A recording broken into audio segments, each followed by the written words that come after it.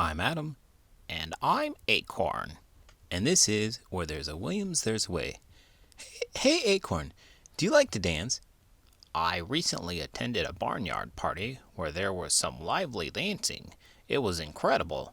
I couldn't resist shaking my little piggy tail to the music. That's great. I'm not much of a dancer myself. I express my creativity in different ways, like rooting around in the dirt to create artwork with my snout or making playful grunting sounds. It's all about finding your own unique voice, isn't it? You're absolutely right, Acorn. Creative expression knows no bounds. Some people express themselves through fashion, by designing and creating their own clothes. Others use technology to make interactive installations or digital artwork. The possibilities are endless. Like YouTube channels. Exactly. In today's book, a giraffe struggles with his form of creative expression. Let's get started.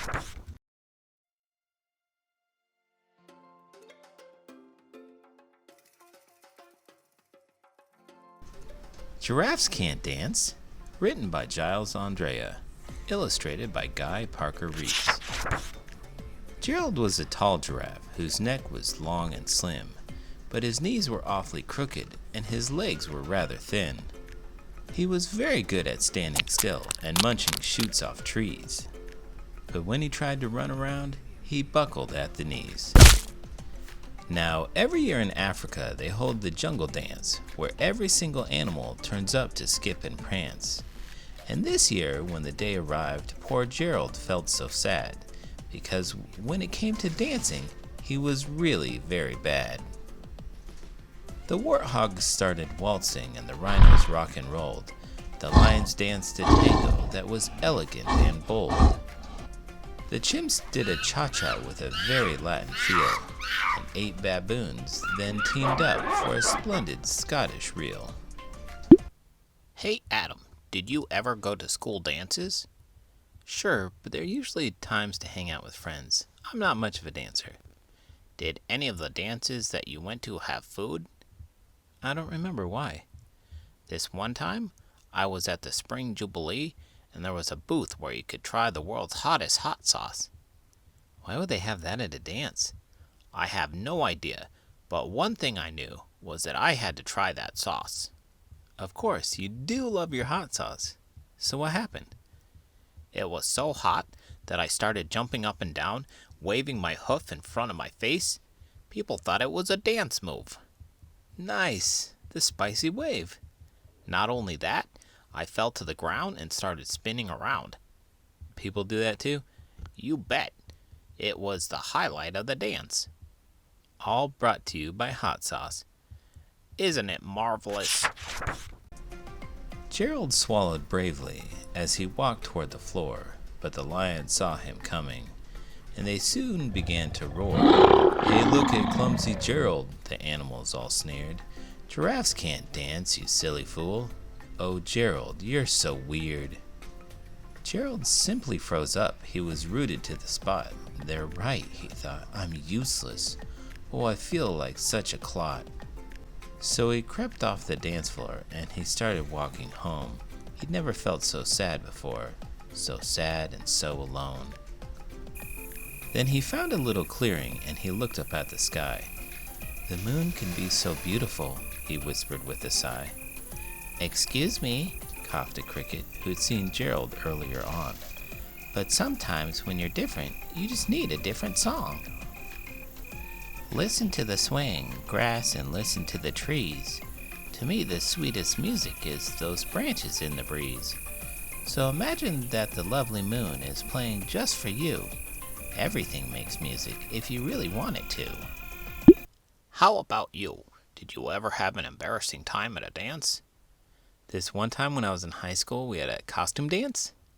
What did you dress up as? A pregnant woman. Oh, classy. Yeah, I borrowed a muumuu from my friend's mom, then I put a pillow in and a toy baby. Okay. At one point I dropped to the ground and my friend delivered the baby. That sounds funny. What's so embarrassing about it? Well, when I was on the ground writhing around, I accidentally kicked a table. It was the table with all the drinks on it. You had drinks at the dance? Sure, bottles of water and punch. Anyway, the table got knocked over and bottles of water were rolling all over the place and fruit punch spilled on the ground. Accidents happen. Yeah, but when people were trying to clean it up, they kept slipping and falling and getting red liquid all over the place. Wow, that's pretty bad. Yeah.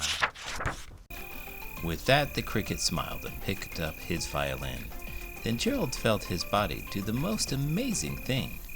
His hooves had started shuffling, making circles on the ground. His neck was gently swaying, and his tail was swishing round. He threw his legs out sideways, and he swung them everywhere. Then he did a backward somersault and leapt up in the air. Gerald felt so wonderful, his mouth was open wide. "I'm dancing! Yes, I'm dancing! I am dancing!" Gerald cried. Then one by one, each animal who'd been there at the dance arrived while Gerald boogied on and watched him quite entranced. They shouted, "It's a miracle! We must be in a dream! Gerald's the best dancer that we've ever seen!"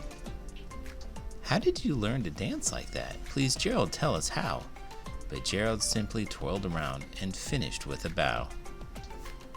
Then he raised his head and looked up at the moon and stars above.